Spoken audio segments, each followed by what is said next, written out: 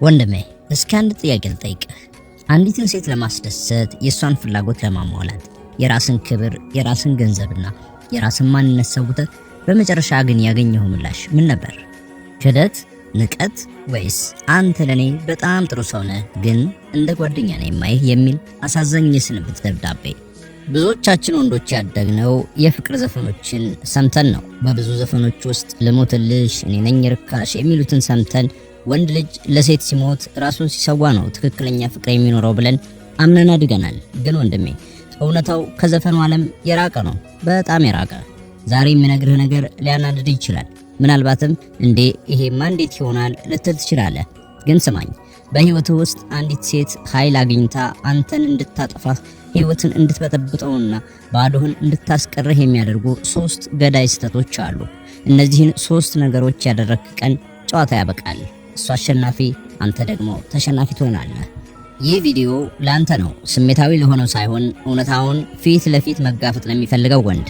እስከ መጨረሻው ካዳመጥከኝ ስለ ሴቶች ሳይኮሎጂና ስለ ራስ ወንድነት ያለህ እይታ ለዘላለም ይቀየራል። ወደ ዝርዝሩ እንግባ። የመጀመሪያውና ትልቁ ወጥመድ ይሄ ነው፣ ከራስ በላይ እሷን መውደድ። እስኪ በዙሪያችን ያለው ሁኔታ እንይ።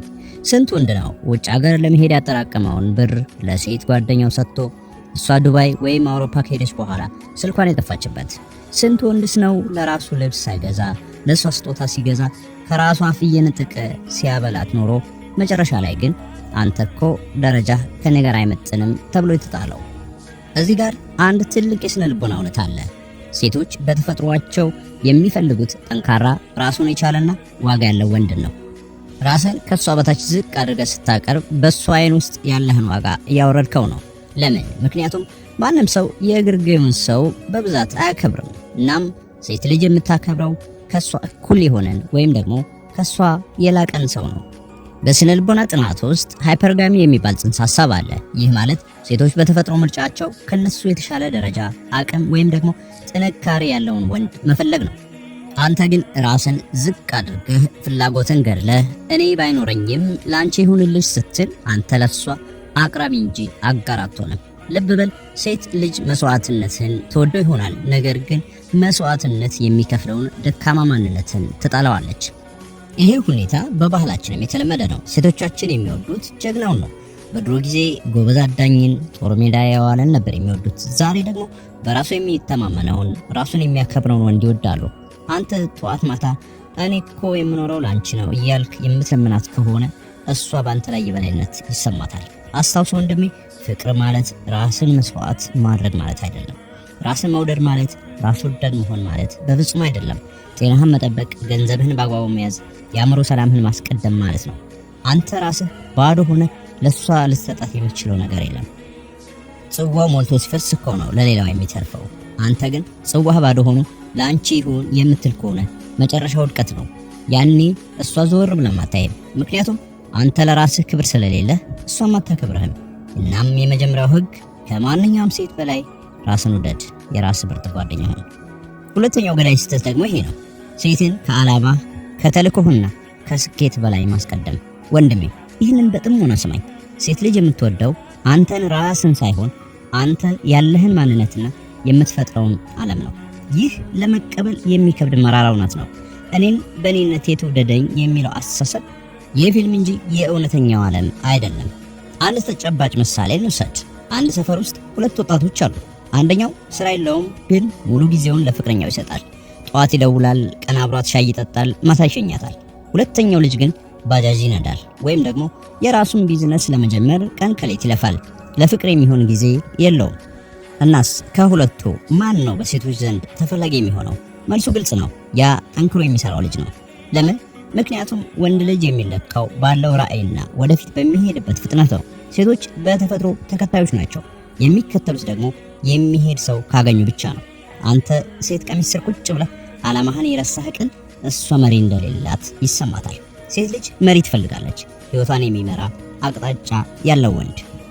ብሪፎልትስ ሎው የሚባል የባዮሎጂ ህግ አለ። እንስሳት ዓለም ላይ ሴት እንስሳ ከወንዱ ጋር የምትቆየው አሁን ላይ ከሱ የምታገኘው ጥቅም ካለ ብቻ ነው። ጥቅሙ ሲቋረጥ ትሄዳለች።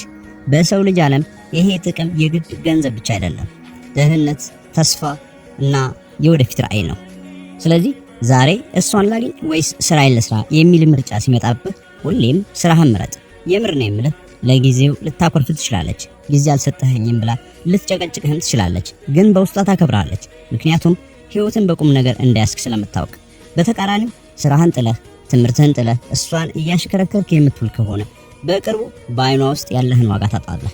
ይህ ስራ ፈት ሴት ላይ ተንጠለጠለ ብላ ነው የምትፈርድብህ። አስታውስ፣ ገንዘብንና ስኬትን ስታሳደድ ሴቶች ወደ አንተ ይመጣሉ። ሴትን ልጅ ስታሳደድ ግን ገንዘብንም ሴቷንም ታጣለህ። ህይወትን በሴት ዙሪያ አትገንባ፣ ህይወትን በዓላማህ ዙሪያ ገንባ። ያኔ ትክክለኛዋ ሴት ወደ ህይወትህ ትገባለች፣ አብርሃም ትጓዛለች። ሶስተኛውና የመጨረሻው የውድቀት በር እሷን ለማጣት መፍራትና ከመጠን በላይ ማካበር ነው። እስኪ አንድ ቀላል ምሳሌ ልስጥህ። ስልክ ላይ ያለው ሲም ካርድ ሲግናል ካላመጣ ወይም ደግሞ ካስቸገረ ምን ታደርጋለህ? ታወጣና ሌላ የኔትወርክ ሲም ካርድ ትቀይራለህ አይደል? ለምን? ምክንያቱም አማራጭ እንዳለ ታውቃለህ። ሴቶችም እንደዚሁ ናቸው። አንተ እሷን ለማጣት ስትፈራ፣ ስትርበተበት እባክሽን እንዳትተይኝ እያልክ ስትለምናት እሷ ምን ይሰማታል? ኦ ይሄ ሰው አማራጭ የለው፣ ያለኔ መኖር አይችልም ብላ ታስባለች። ይሄ ስካርሲቲ ማይንድ ሴት ወይም የእጥረት አስተሳሰብ ይባላል። እሷን እንደ ብቸኛ የኦክሲጅን ምንጭ አድርገህ ስታያት ወንድነትን ታጣለህ። እኔን ትተሽኝ ከሄድሽ ሞታለሁ የሚል ወንድ ለሴት ልጅ አስፈሪ ሳይሆን አስጠሊና ደካማ ፍጡር ሆኖ ነው የሚታያት። ሳይኮሎጂው እንዲህ ይላል፣ ሰዎች በቀላሉ የሚያገኙትን እና በእጃቸው ያለውን ነገር አይፈልጉትም። የሚፈልጉት ሊያመልጣቸው የሚችለውን ዋጋ ያለውን ነገር ነው። አንተ ሁሌም የምትገኝ፣ ሁሌም የምትደውል፣ ሁሌም የምትለምን ከሆነ አንተ እርካሽ ሆንክ ማለት ነው። ይህን ስለ ኩራተኛ ሆን ወይም ደግሞ ናቃት ማለት አይደለም። ነገር ግን የተትረፈረፈ አስተሳሰብ ይኑርህ። ብትኖር ደስ ይለኛል፣ ከሄደች ደግሞ ህይወት ይቀጥላል፣ ሌላ የተሻለች ትመጣለች የሚል አቋም ይኑርህ። እሷን ለማስደሰት ብለህ ማንነትን በፍጹም አትቀይር። ቀይ መስመር ይኑርህ። ስትሳሳት ተሳስተሻል ብለህ ንገራት። እሷን ማጣት በመፍራት ዝም አትበል። አንተ እሷን ማጣት የፈራህ ዕለት እሷ አንተን ለመጣል ዝግጁ የሆነችበት ዕለት ነው። ይሄ ህግ ነው። በሬድ ፒል ፍልስፍና ውስጥ አንድ ወርቃማ ህግ አለ። በማንኛውም ግንኙነት ውስጥ የበለጠ ኃይል ያለው ግንኙነትን ጥሎ ለመሄድ ዝግጁ የሆነው ሰው። አንተ ለመሄድ ዝግጁ ካልሆንክ አንተ አገልጋይ ነህ፣ እሷ ደግሞ ንግስት። ንግስት ደግሞ አገልጋይን አታፈቅርም፣ ታዛለች እንጂ። ወንድሜ ዛሬ ያወራናቸው ነገሮች ከባድ ሊሆኑ ይችላሉ። ባህላችን ሴት ልጅን ተንከባከብ፣ ለሴት ሞትላት እያለን ያሳደገን። ግን ዓለሙ ተቀይሯል። የዋህ መሆን በዘመናችን ዋጋ እያስከፈለ ነው። ስለዚህ ዛሬ ለራስህ ቃል ግባ። አንደኛ፣ ከማንም እና ከምንም በላይ ራስን ትወዳለህ። ሁለተኛ፣ ህይወትን በሴት ላይ ሳይሆን በዓላማህ ላይ ትገነባለህ። ሶስተኛ፣ ማንንም ለማጣት አትፈራም፣ ምክንያቱም አንተ ለራስህ ሙሉ ሰው ነህ። ይህንን ቪዲዮ የወደድከው እውነቱን ለመስማት ዝግጁ ስለሆንክ ነው። ይሄ ገና ጅምር ነው። ቪዲዮውን ላይክ በማድረግ ለሌሎችም ሼር አድርግላቸው። ሰብስክራይብ ካላደረግክ ደግሞ ቻናሉን ሰብስክራይብ በማድረግ የቤተሰብ አባል ሆን። በሚቀጥለው በሌላ ቪዲዮ እስከምንገናኝ ድረስ ሰላም።